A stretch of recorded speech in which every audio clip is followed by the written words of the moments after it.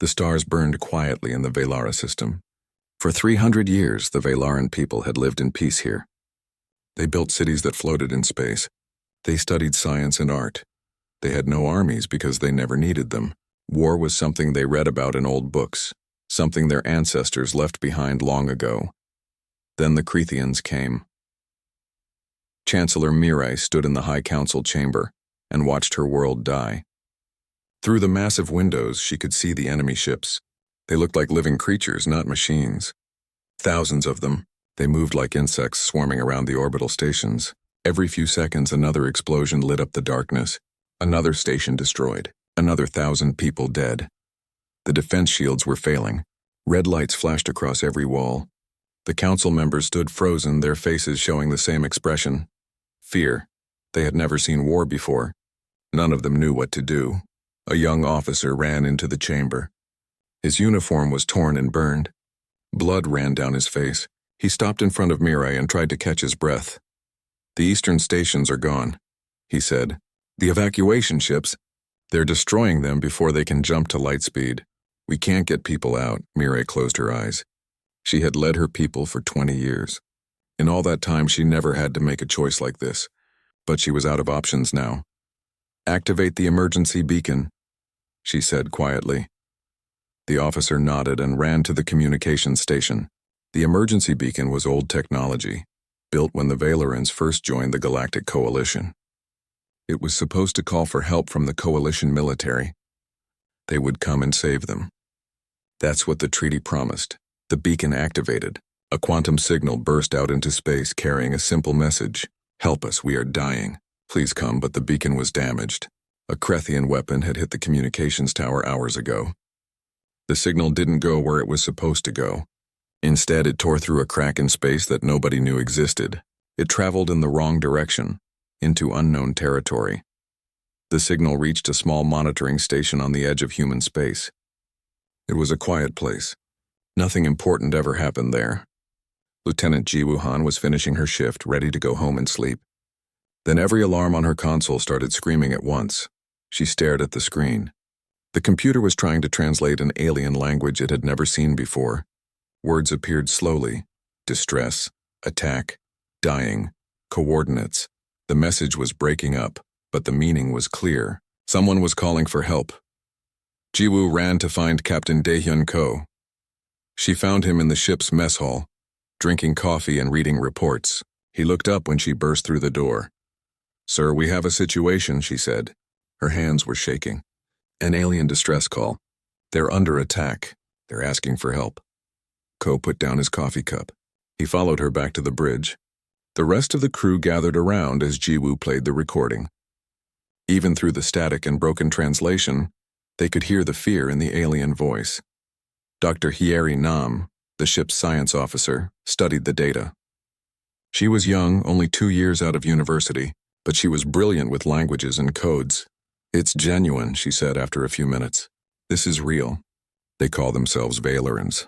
They're 16 light years from here, and according to this data, they're losing the fight badly." Ko stood silent for a moment. Then he walked to the communications station. "Open a channel to Earth Command," he said. The response from Earth took 30 minutes. When it came, it was exactly what Ko expected. Earth was still new to space. Humanity had only been traveling between stars for 50 years.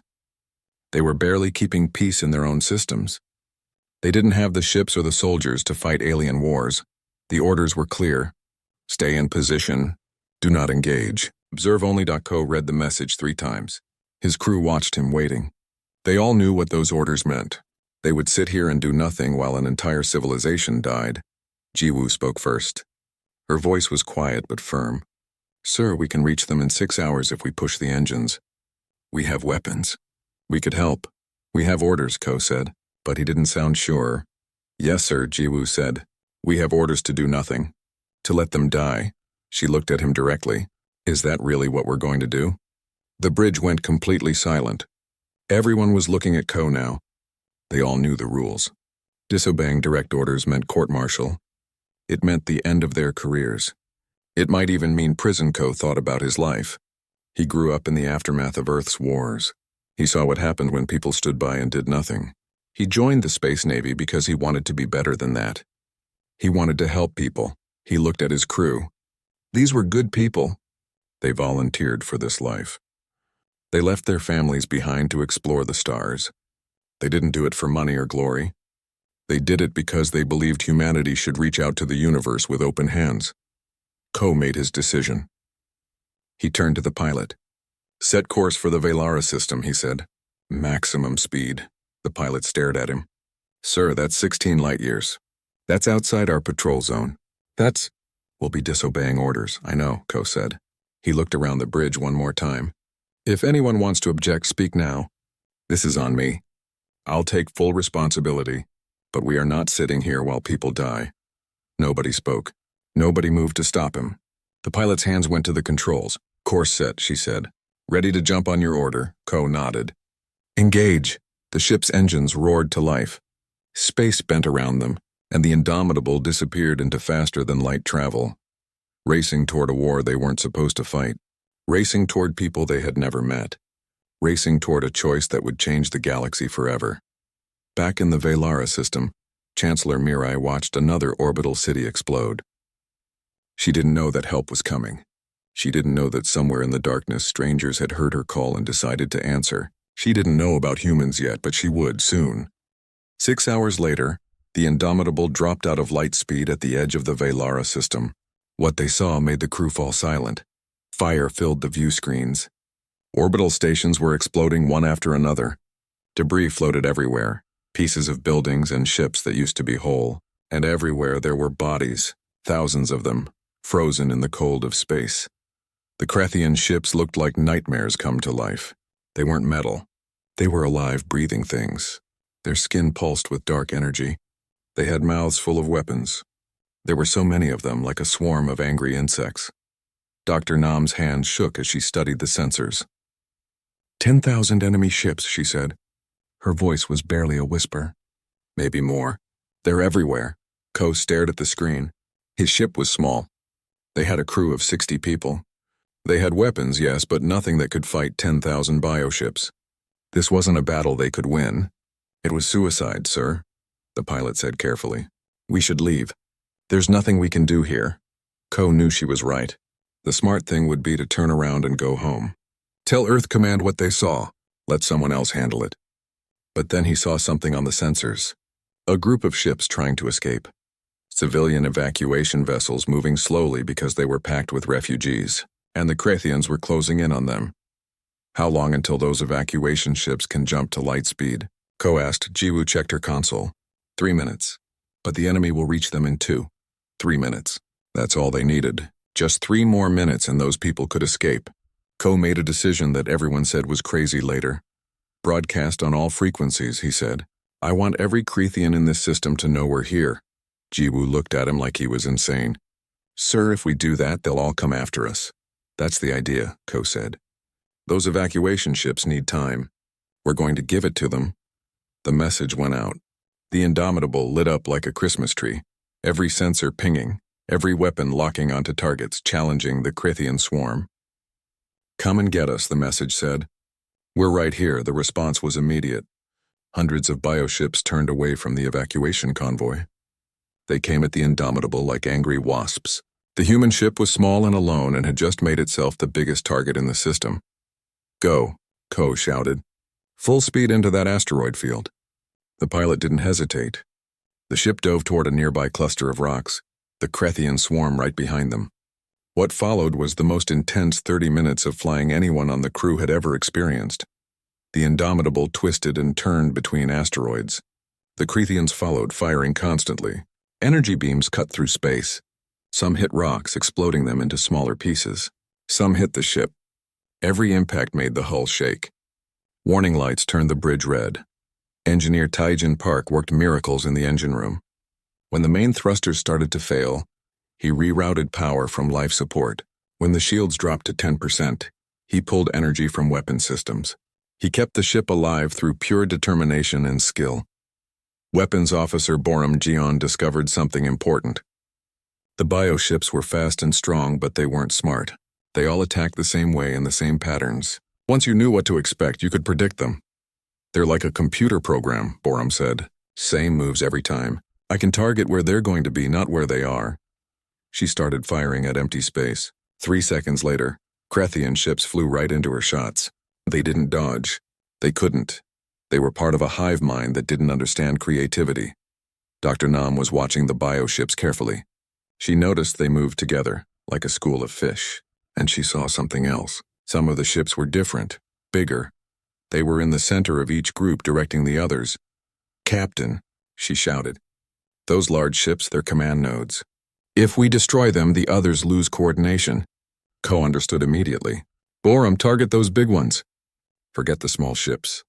The Indomitable changed tactics.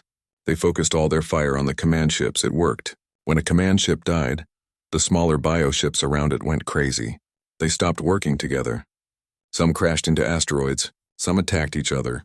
The swarm was breaking apart, but the ship was dying too. Hull breaches on 6 decks. Engines at 30% power. Life support failing. They couldn't keep this up much longer. "How are those evacuation ships doing?" Ko asked. Jiwoo's hands flew across her console. She was trying to manage communications and damage control at the same time. "They're clear. They jumped to light speed 30 seconds ago. They made it." A cheer went up on the bridge. They had done it. The people on those ships were safe. But now the Indomitable was surrounded by angry Krethians and there was nowhere left to run. Ko looked at his crew. They were tired, scared, and hurt.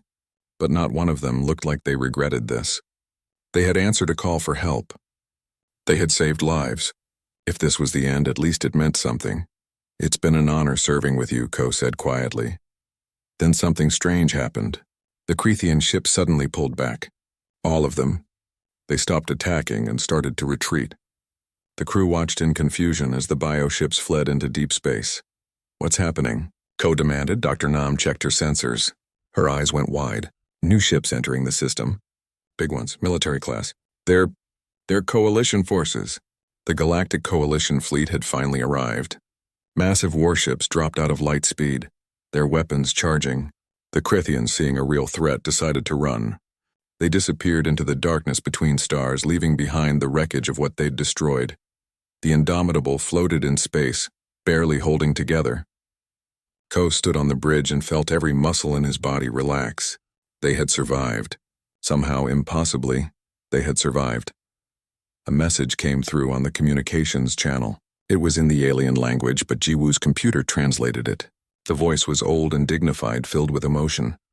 "Unknown vessel, this is Chancellor Mireille of the Valaran people. You saved our convoy. You saved thousands of lives. Who are you? Why did you help us?" Ko activated the visual channel. Mireille appeared on screen. She looked exhausted, her face marked with tears and ash. But her eyes were strong. "My name is Captain Daehyun Ko," he said. "We're from Earth, we're humans. We got your distress call." Mireille looked confused. "Earth? Humans?" "I don't know those words. We never sent a distress call to you. We called for the coalition." "I know," Ko said. "Your signal got misdirected. It reached us by accident. But we came anyway." Mireille stared at him for a long moment. "You came all this way? For people you didn't know? Because of an accident?" Her voice broke. "Thank you. Thank you so much," Ko nodded. He was about to respond when another voice cut into the channel. This one was cold and commanding. "Human vessel, this is Coalition Command. You are ordered to stand down and prepare to be boarded. You have entered restricted space without authorization and engaged in military action without Coalition approval. You are under arrest." The crew looked at Ko in shock. They had just saved thousands of lives. They had fought against impossible odds. And now they were being arrested? Ko's jaw tightened. He looked at his damaged ship, his exhausted crew, and the debris field that used to be someone's home. Then he looked back at the screen. "Acknowledged," he said simply. "We'll cooperate." Jiwoo leaned close to him. "Sir, they can't be serious. We saved people. We did the right thing." "I know," Ko said quietly. "But we also broke about 20 different laws. We knew that going in." He smiled, tired but genuine. It was still worth it. Coalition ships moved to surround the Indomitable.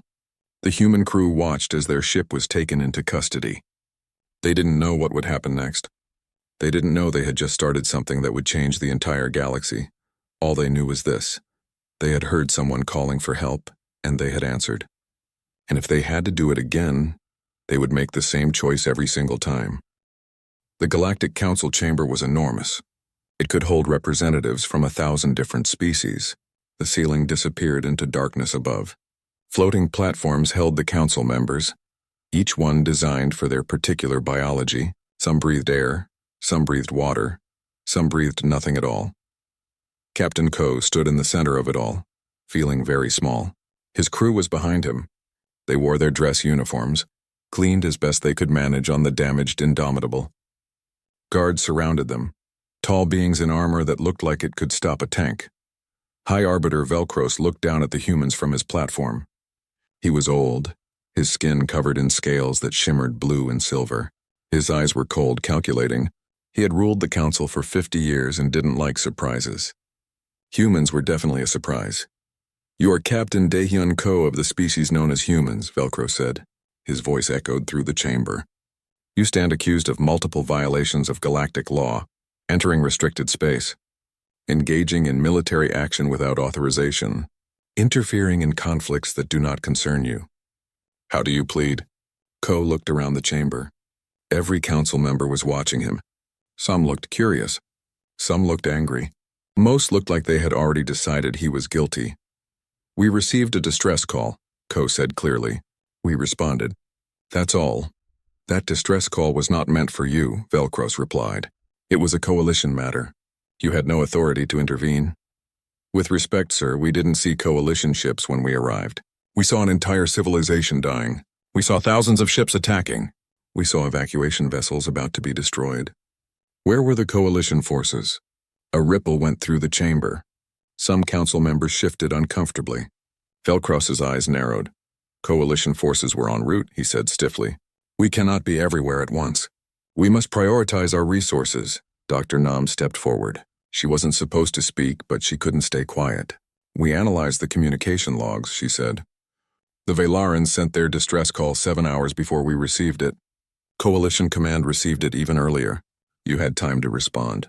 You chose not to." The chamber erupted. Council members talked over each other in dozens of languages. Guards moved toward Nam, but Ko stepped in front of her. "Is that true?" someone called out. Ko looked up and saw a council member he didn't recognize. She had 4 arms and skin that looked like polished copper. "Did we receive the distress call and ignore it?" Velcros raised one hand and the chamber fell silent. "The Velara system is strategically insignificant. It has no major resources, no military value. The Krethian attack was unfortunate, but deploying a fleet would have left other, more important systems vulnerable. We made a tactical decision." Ko couldn't believe what he was hearing. A tactical decision? Millions of people lived in that system. And they were your allies. They trusted you to protect them. "And we did protect them," Velcro said. "Eventually. But we must consider the greater good. Sometimes difficult choices must be made." Lieutenant Jiwoo Han's voice cut through the chamber. She was shaking with anger. "You call that civilization? Calculating which lives are worth saving? We may be primitive by your standards. We may not understand your complicated politics, but at least we don't abandon people who are screaming for help." The guards moved to restrain her, but Chancellor Mirai's voice stopped them. She stood on a platform near the humans. Her face was calm, but her eyes were fire. "I would like to speak," Mirai said. Velcros looked annoyed. "This is not your trial, Chancellor." "No, but it concerns my people. I have the right to testify." She looked at the council. "My civilization is 300 years old. We joined the coalition because we believed in its promises. Protection, cooperation, help in times of need. When the Krethians attacked, we sent our distress call with complete faith that you would come." She paused, her voice breaking slightly. "We waited. We watched our cities burn. We sent our children onto evacuation ships, knowing they might die before they could escape. We waited for the coalition to save us. You didn't come. But these humans did, these strangers who owed us nothing. They came alone into a battle they couldn't win. They drew the enemy away from our people. They gave us time to escape." Mirai turned to look directly at Ko. "Without them, my entire species would be extinct.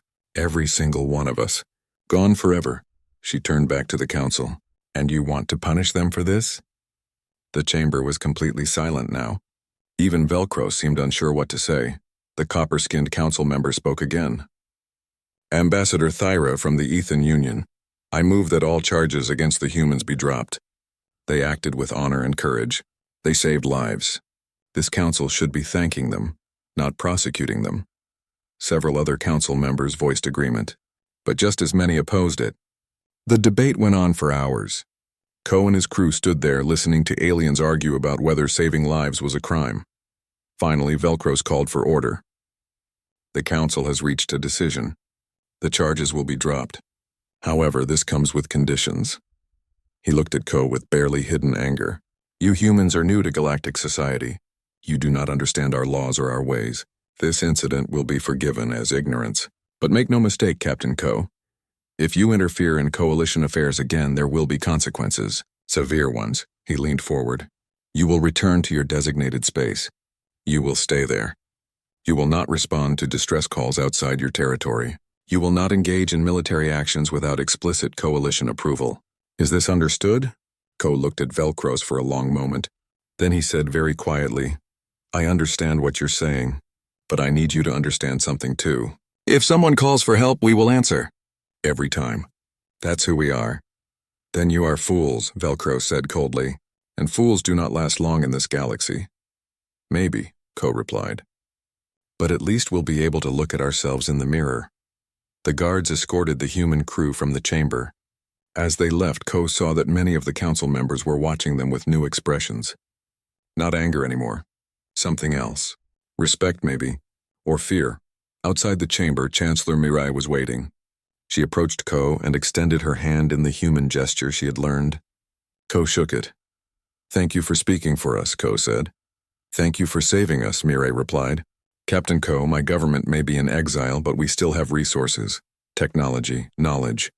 I want to offer you an alliance. A real one between equals. Ko was surprised. The council won't like that. Mirai smiled, and it wasn't a gentle expression. I don't particularly care what the council likes anymore. They abandoned us. You saved us. I know who my real friends are. She handed him a data chip. Everything we know about faster-than-light travel, weapon systems, shields. It's all here. We owe you a debt we can never fully repay, but this is a start. Ko took the chip. Chancellor, you don't owe us anything. We did what anyone should do. That's exactly why I'm giving you this, Mirai said. Because you believe that. Most species in this galaxy don't. They calculate. They measure. They decide who deserves to live based on politics and resources. But you just act. You help because it's right. That's rare. That's precious. And that's why I believe you humans are going to change everything. As the Indomitable prepared to leave Coalition space, Ko stood on the bridge and looked at the data chip. His crew was busy with repairs, talking and laughing despite everything they'd been through. They had been arrested, threatened, and warned. But they had also saved thousands of lives. Jiwoo came to stand beside him. Sir, do you think we'll really stay in our own space like they ordered? Ko thought about it. He thought about the council's cold calculations. He thought about Mirai's tears and gratitude. He thought about the evacuation ships full of families who would have died if the Indomitable hadn't come. No, he said finally. We won't, because somewhere out there right now someone is calling for help. And when we hear them, we're going to answer. That's what humans do. Jiwoo smiled. Good. I was hoping you'd say that. The Indomitable jumped to light speed, heading back toward Earth. Behind them, the Galactic Council continued their endless debates and calculations. They didn't know it yet, but everything was about to change. Because humanity had just announced itself to the galaxy, and they had done it in the most human way possible, not with threats or demands, but with a simple message that would echo across the stars. We hear you. We're coming. We will help. And nothing in the galaxy would ever be the same. The story spread like fire through dry grass. Within days, every corner of the galaxy knew about the humans who came to Velara. The tale was told and retold, changing slightly each time but keeping the same heart. Unknown species. Single ship. Saved thousands. Stood up to the council. On wealthy worlds, people discussed it over dinner. On poor worlds, they whispered it in the streets. On military stations, soldiers debated what it meant. Everyone had an opinion about humanity. Some species were curious. Who were these newcomers? What made them so different? Others were suspicious. A species that didn't follow rules was dangerous. But many, especially those the coalition had forgotten, began to hope. If you needed help and nobody else would come, maybe the humans would. The distress calls started arriving at Earth 3 weeks after Velara. First just a few, then dozens, then hundreds. Mining colonies under attack. Refugee ships with dying engines. Plague-stricken worlds. Criminals targeting the weak. Every message said the same thing. The Coalition won't help us, will you? Admiral Sujiro stood in Earth Command and stared at the wall of incoming signals. She was old, gray-haired, and had spent 40 years keeping humanity safe. Now she had an impossible problem. They couldn't answer all these calls. They didn't have enough ships, enough people, enough anything, and the Coalition had made their position very clear. Help these people and face consequences, economic sanctions, trade restrictions, maybe even military action. Earth was still weak, still rebuilding from its own wars. They couldn't afford to make enemies. Admiral Rowe called an emergency meeting. The room filled with Earth's leaders, politicians, military commanders, scientists, everyone who made important decisions for humanity. We need to discuss our response to these distress calls, Rowe said. Captain Ko's actions at Velara have created a situation. The galaxy now sees us as rescuers, people who will help when the Coalition won't. That's a problem, one politician said. We can't be the galaxy's rescue service. We don't have the resources. We'll stretch ourselves too thin and collapse. Plus, the Coalition will crush us if we keep interfering, another added. They have thousands of ships. We have hundreds. This is suicide, but Captain Ko, invited to the meeting, stood up. With respect, we can't just ignore these calls. These are real people, real lives. If we turn our backs on them, what does that say about us? It says we're being smart, someone replied. It says we're protecting our own people first. It says we're cowards, Ko shot back. We told the galaxy who we are at Velara. We said we answer when people need help. If we stop now, we were lying. And the galaxy will remember that. The debate went on for hours. Finally, Admiral Rowe made a decision. It wasn't perfect. It wasn't safe. But it was very human. We'll answer the calls, she said. But quietly. Small ships. Volunteer crews. No official Earth backing. If something goes wrong, we can deny involvement. It's not ideal, but it lets us help without starting a war. Ko smiled. You're asking for volunteers? I'm in. I expected nothing less, Rowe said. You'll lead the volunteer fleet. Fast ships, good crews. Go where you're needed. Save who you can. The word went out quietly. Volunteers wanted. Dangerous work. No official recognition. Possible death. The response was overwhelming. Hundreds of people signed up immediately. Pilots, engineers, medical staff, soldiers. All of them willing to risk everything to help strangers. The Indomitable was repaired and upgraded with Velaran technology.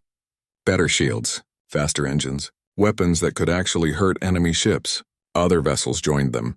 The transport ship Mercy's Hand, commanded by Captain Yuna Gill. The gunship Resolute under Commander Ki-Hyun Lee. A dozen others. They operated on a simple rule. If you send a distress call and nobody else will answer, we'll come. That's it. No politics. No calculations. Just help. Their first mission after Velara was a mining colony on the edge of civilized space.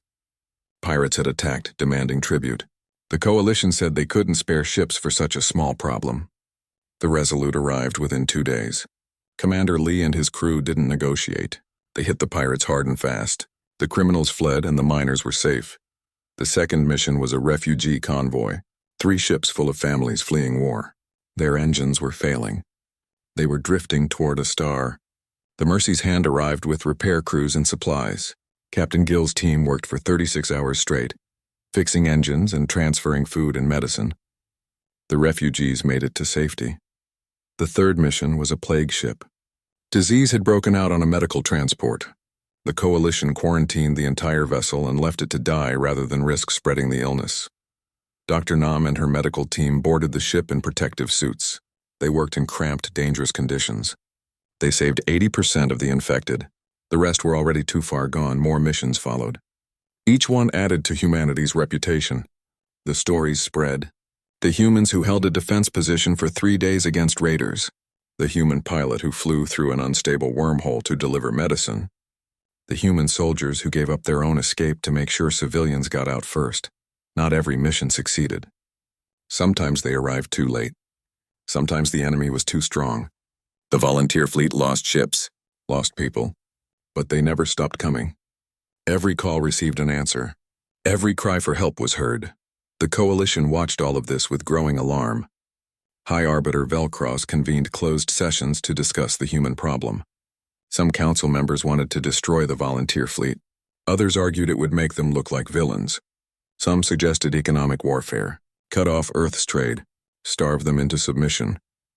But Ambassador Thyra, the copper-skinned Ethon who had spoken for humanity at the trial, had a different perspective. "We're losing influence," she said. "Worlds that used to rely on us now look to Earth. Species that trusted our protection now trust human promises. We're not losing to military might. We're losing to simple kindness." Velcros didn't want to hear it. He wanted solutions. Then we discredit them. We show the galaxy that human emotion leads to disaster.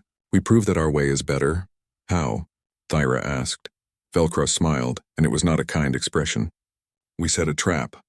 We engineer a situation where human interference causes more harm than good. When they fail, when they make things worse, the galaxy will see they're not heroes. They're dangerous amateurs." Thyra wanted to object, but she stayed silent. She was one voice among many, and the council was scared. Scared of losing power, scared of becoming irrelevant. Fear made people do terrible things.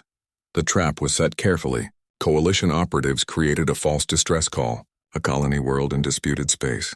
Medical emergency, plague outbreak, thousands dying. It was exactly the kind of crisis humans couldn't ignore. The message reached the Indomitable while they were resupplying. Go read it twice. Something felt wrong. The details were too perfect. The location too convenient. But what if it was real? What if people were actually dying and he ignored them because he was paranoid? "Sir?" Jiwoo asked. "What do we do?" Ko looked at his crew. They trusted him. They followed him into danger again and again because they believed in what they were doing. He couldn't let fear stop them now. "We go," he said. "We answer the call. But carefully. Something doesn't feel right about this." The volunteer fleet set course for the colony world. They didn't know they were flying into an ambush. They didn't know the Coalition had decided to end the human experiment once and for all. They only knew someone needed help, and that was enough. It was always enough. Because humans didn't calculate odds or measure risks against rewards. They heard someone crying out in the dark, and they came running. Every single time. That's what made them dangerous to the established order. Not their weapons or their ships, but their absolute, unwavering belief that every life mattered. That belief was about to be tested in the worst way possible. The colony world looked peaceful from orbit. Green forests, blue oceans, small cities scattered across the surface. Nothing suggested danger. Nothing looked like a plague-stricken disaster zone. That's when Ko knew. This was the trap. "Sir, I'm not reading any signs of plague," Dr. Nam said. "Population levels are normal. Medical facilities show no emergency activity. This doesn't match the distress call at all." "Pull up," Ko ordered. "Get us out of here now!" But it was too late. Space rippled around them as Coalition warships dropped out of faster-than-light travel. Dozens of them, big ones. Military cruisers that made the Indomitable look like a toy. They surrounded the human volunteer fleet completely. The colony surface lit up with hidden defense platforms. Weapons activated all across the planet. The humans were boxed in, nowhere to run, nowhere to hide. High Arbiter Velcros's face appeared on every screen. He looked triumphant. "Captain Ko," he said, "you are in violation of Coalition space. You have threatened a sovereign colony. You are operating military vessels without authorization. You have exactly 5 minutes to surrender your ships and submit to arrest. If you refuse, you will be destroyed." Ko's hands clenched into fists.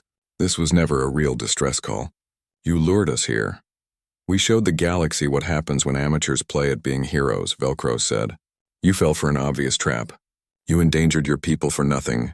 Now surrender or die. 5 minutes, the channel cut out." Ko looked at his crew. Jiwoo was pale. Dr. Nam was calculating escape routes on her console, but they both knew there weren't any. This was it. Commander Lee's voice came over the fleet channel. "Captain Ko, we can fight our way out. It's a long shot, but we might break through if we coordinate our attack." "Against 30 Coalition cruisers?" Captain Gill replied. "That's not a long shot. That's suicide. Then what do we do?" Lee demanded. "Surrender? Let them lock us up? Show the galaxy that humans are weak?" Ko was about to respond when Dr. Nam made a sound. "Wait, look at this." She threw her data onto the main screen. Sensor readings from the colony. The population readings are wrong. There are too many people down there. And their biological signatures. They're not colonists. They're soldiers. Different species. This isn't a colony. It's a military base. Ko leaned forward. Go deeper. Scan for anything unusual. Nam's fingers flew across her console. Then she stopped. Her face went white. Captain, those aren't volunteers down there. I'm reading restraint systems. Holding cells. This is a prison. The Coalition is using conscripted soldiers, slaves. The bridge went silent. Ko understood immediately. The Coalition wasn't just trying to trap humanity. They were hiding something much worse. They were using prisoners as soldiers, species they claimed to protect, forced to fight. Can you prove it? Ko asked. Already done, Nam said. I have detailed scans, biosignatures, location data. Everything we need. Ko made his decision in seconds. Jiwoo, open a broadcast channel. Not just to the Coalition, to everyone. Every frequency. Every receiver in range. I want the entire galaxy to hear this.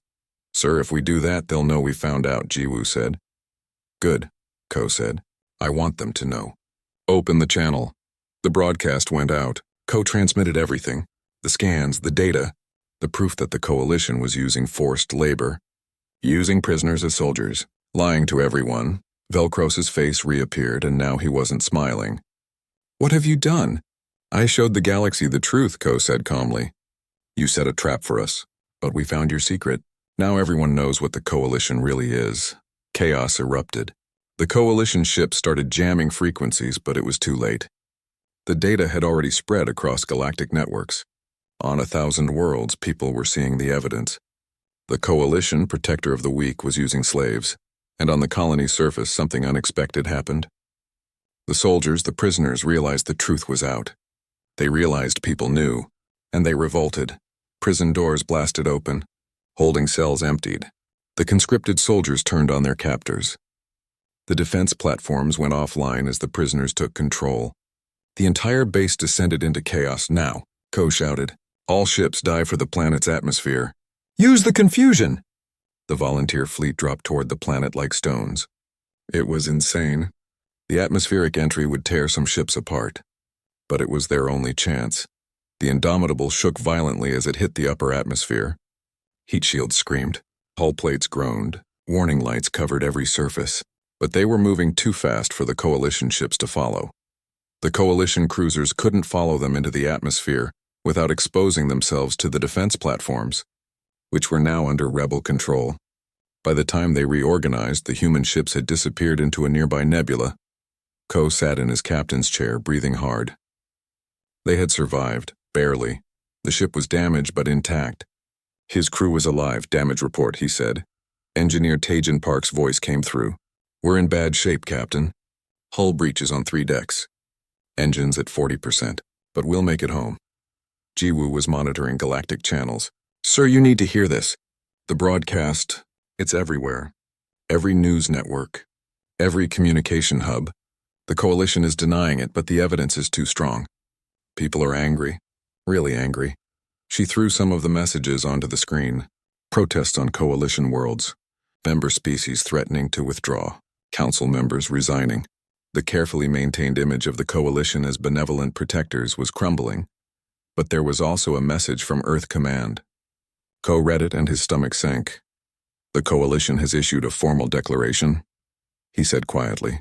Any human vessel found outside designated space will be fired upon without warning. They're threatening economic sanctions, trade embargoes. They're cutting us off. The crew fell silent. They had won this battle, but the war was just beginning. Was it worth it? Jiwoo asked softly. We exposed them, but now humanity might pay the price.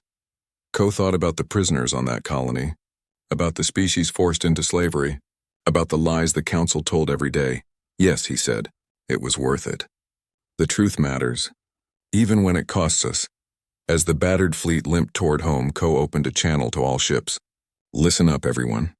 What we did today, we showed the galaxy that humans won't look away from the truth. We won't play their games. We won't accept lies even when it's easier. That's who we are. The Coalition wants to isolate us, wants to make us weak. Maybe they will, but they can't make us stop caring. They can't make us stop answering when someone calls for help.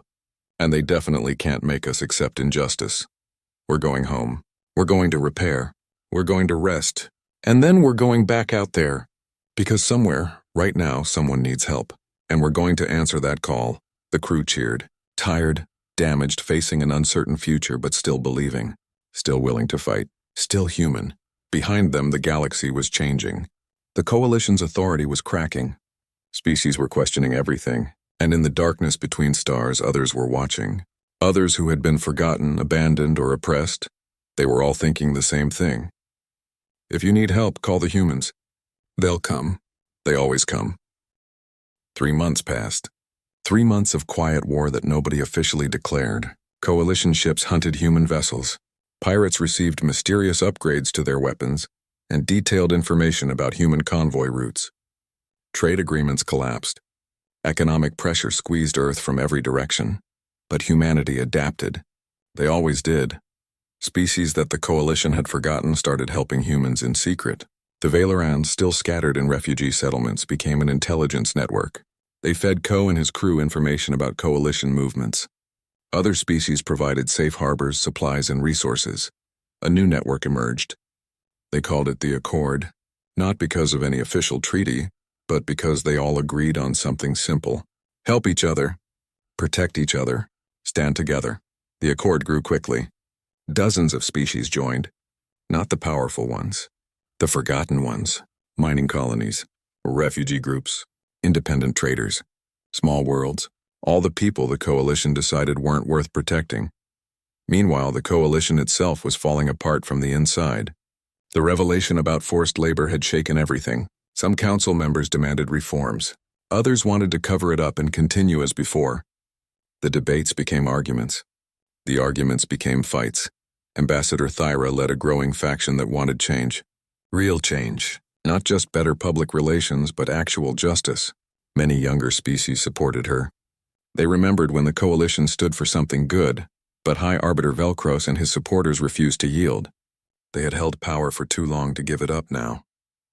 The Coalition split into camps, arguing while the galaxy watched. Then the Crethians returned. They came without warning. The bioships appeared in 24 systems at once. But these weren't the same Crethians that attacked Valara. They had evolved, adapted, learned. Their ships were stronger now, their tactics more sophisticated. They had studied the Coalition's defenses and found every weakness. And they attacked with a fury that suggested revenge. Coalition forces scrambled to respond, but they were stretched thin. Ships were deployed in the wrong places. Communication was slow because the Council couldn't agree on strategies. Internal divisions meant nobody trusted anyone else's orders. Worlds fell. Not slowly, but within hours. The Crethians weren't trying to conquer anymore. They were consuming, taking everything and leaving nothing behind. Dr. Nam, monitoring galactic communications from a hidden Accord station, saw the pattern. They're targeting Coalition core worlds, the heavily populated ones. They're trying to destroy the Coalition completely. Ko studied the tactical displays. How long until they reach the capital? 2 weeks. Maybe less. The Coalition fleet can't stop them. They're losing every engagement. The Volunteer Fleet Command gathered in a secure channel. Ko, Captain Gill, Commander Lee, a dozen other human captains. They all knew what was coming. The Coalition is going to fall, Commander Lee said bluntly. And they deserve it. They abandoned their own people. They used slaves. They tried to destroy us. Why should we help them? Several others agreed. The anger was real. The Coalition had done everything possible to hurt humanity. Now they were reaping what they sowed. But Captain Gill had a different view. I agree the Coalition leadership failed. But billions of innocent people live on those worlds. Children, families. People who never made the decisions that hurt us. Are we going to let them die because we're angry? They let the Valarans almost die, someone shot back. And we said that was wrong, Gill replied. We said every life matters. Do we only mean that when it's convenient? Do we only help people who helped us first? The channel fell silent. Ko listened to his people argue. He understood both sides. The Coalition had earned their hatred. But hatred wasn't what made humanity special. A new message arrived. It came from the Coalition capital, but not from Velcros. It was Ambassador Thyra. Her image appeared on screen. She looked exhausted, scared, but determined. Captain Ko, I know we have no right to ask this. I know my people tried to destroy yours. But billions are going to die. The Krethians will consume everything. We can't stop them alone, she paused. I'm not asking you to save the coalition. I'm asking you to save the people, the innocents who never wanted any of this. Please. If you can find it in your hearts to help, we need you. Ko looked at his crew, at Jiwoo, who had been with him since the beginning, at Dr. Nam, who had saved so many lives, at all the faces watching him. What do we do, Captain? Jiwoo asked quietly. Ko thought about why he joined the Space Navy. He thought about the distress call from Velara that started everything. He thought about what humanity stood for. We help, he said finally. Not because the coalition asked, not because they deserve it, but because billions of people are going to die if we don't. Because that's who we are. We answer the call. Every time. Even when they tried to kill us, someone asked. Especially then, Ko said. Because if we abandon them now, we become exactly what we criticized. We become people who calculate which lives are worth saving, and I refuse to be that. He opened a channel to all Accord forces. This is Captain Ko to all Allied vessels. The Krethians are attacking Coalition space. Billions of civilians are in danger. I'm taking the volunteer fleet to help. I'm not ordering anyone to follow. This is your choice. But if you believe every life matters, if you believe we help because it's right, then join us. The responses came immediately. Every human ship volunteered. Then the Velaran vessels. Then others. Species the Coalition had abandoned were now racing to save them. Chancellor Mirai sent a private message. Captain Ko, you continue to amaze me. You're going to help the people who tried to destroy you. They didn't all try to destroy us, Ko replied. Most of them are just people trying to survive. Like everyone else. That's why we follow you, Mirai said. You see people, not enemies. That's rare. That's precious. The Accord fleet assembled. It wasn't large. Compared to the massive Coalition Navy, it was tiny. But it was determined. And it was coming. Ko stood on the bridge of the Indomitable and looked at the star charts. They were about to jump into the biggest battle the galaxy had ever seen. They were outnumbered, outgunned. They would probably die. But someone had called for help. And humans always answered, all ships, Ko said calmly. Set course for the Coalition capital. Maximum speed. It's time to show the galaxy what the Accord stands for.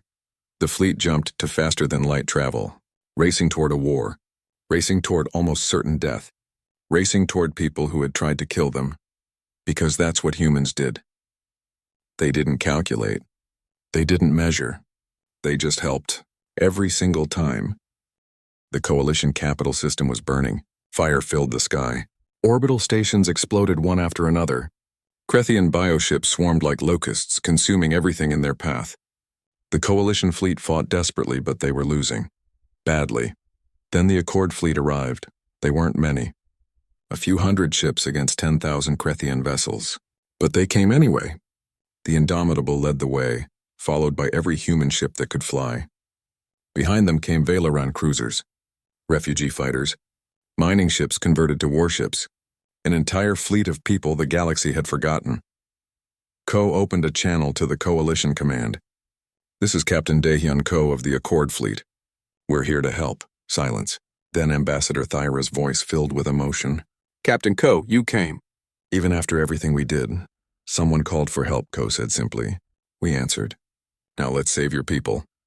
He switched to the tactical channel. All ships listen up.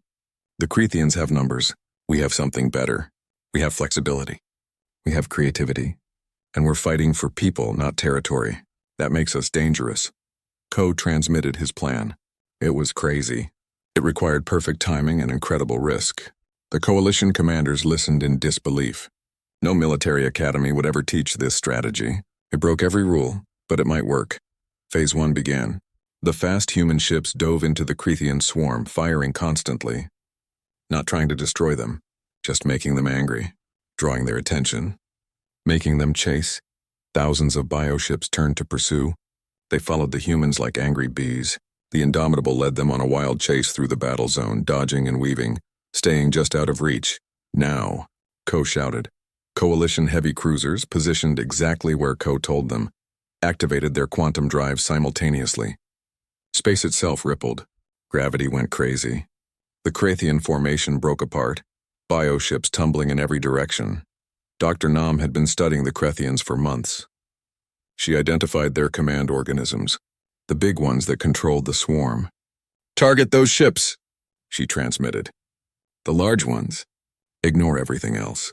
Every weapon in the combined fleet focused on those targets: missiles, energy beams, kinetic rounds, everything.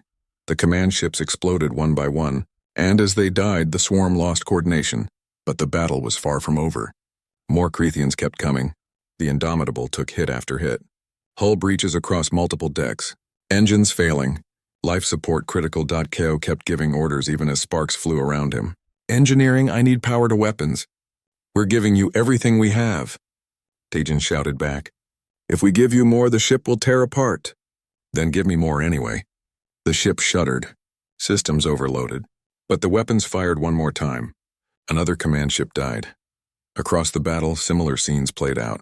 Captain Gill's transport ship, designed for rescue, was ramming Krathian vessels. Commander Lee's gunship, out of ammunition, was using its hull as a weapon. Ordinary people doing extraordinary things. Then something unexpected happened. A coalition heavy cruiser moved between the Indomitable and a wave of incoming bioships. Its captain, who had participated in the ambush months ago, transmitted simply, "You came for us. Now it's our turn." The cruiser's shields flared brilliantly as it absorbed damage meant for the human ship. Other coalition vessels followed the example. Ships that had threatened humanity weeks ago were now protecting them. The battle raged for hours. Ships died on both sides. The Mercy's hand exploded while covering an evacuation convoy. Captain Gill died at her post, giving civilians time to escape. The Resolute took so much damage that Commander Lee ordered everyone to abandon ship before making one final attack run. But slowly, impossibly, the tide turned. The Krathians, faced with an enemy they couldn't predict, started to falter. The command structure collapsed. Bioships attacked randomly without coordination. Dr. Nam destroyed the final command organism with a perfectly placed shot. The remaining Krathians, leaderless and confused, fled into deep space. The battle was over. Ko sat in his destroyed bridge. Half his crew was dead or wounded. The Indomitable was barely holding together. But they had won. Against impossible odds, they had saved the coalition. Jiwoo, her face covered in ash and blood, smiled at him. "We did it, sir." "We did," Ko agreed quietly. "But it cost us. It cost us so much." He thought about Captain Gill, Commander Lee, all the people who died today. They answered the call. They helped even when it meant death. They were heroes. In the days that followed, the galaxy changed. High Arbiter Velcros resigned in disgrace. The Coalition Council restructured completely. Ambassador Thera took leadership of a new government, one built on actual cooperation instead of cold calculations. She invited humanity to join as full partners. Not junior members. Not observers, partners. The accord became official. All species equal. All voices heard. But the most important change was simpler. The new accord had one rule above all others. When someone calls for help, we answer. No calculations. No politics, just help. Every time. The Indomitable was too damaged to repair. They decommissioned her and made her into a memorial station, a place to remember all those who answered the call. Hosted at the dedication ceremony, surrounded by beings from 100 worlds. Chancellor Mirai spoke. "This ship came to Velara when we were dying, one small vessel against an army. They had no reason to help us. We were strangers. The signal wasn't even meant for them. But they came anyway. That decision changed everything." She looked at Ko. "Captain, your species taught the galaxy something we had forgotten. That every life matters. That no one should be abandoned. That helping others isn't a weakness. It's our greatest strength." Ko was promoted to admiral. He oversaw the expansion of humanity's fleet. Ships that now openly operated across the galaxy, helping anyone who needed it. Jiwoo got her own command. Dr. Nam became director of xenological studies, creating new ways for species to understand each other. The Valerans, with help from the entire Accord, began rebuilding their homeworld. Years passed. The Accord grew stronger. New members joined. The galaxy became a little bit safer, a little bit kinder. And throughout it all, on thousands of worlds, a tradition emerged. When people faced impossible odds, when they had nowhere else to turn, when the darkness seemed too deep, they did one simple thing. They called for help. And they knew with absolute certainty that somewhere out there humans were listening, because humans had a saying now. It was written on every Accord ship. It was taught to every child. It was the foundation of everything they built. We got your message. We're here to help. 6 simple words. But they changed the galaxy.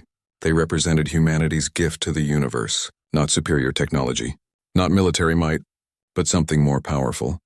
The absolute unshakable belief that every life mattered, that no one should face the darkness alone, that when someone called for help, you answered every time, without exception, without calculation. That was what made humanity special. Not that they were the strongest or the smartest or the fastest, but that they cared, genuinely, completely, impossibly cared about strangers they would never meet.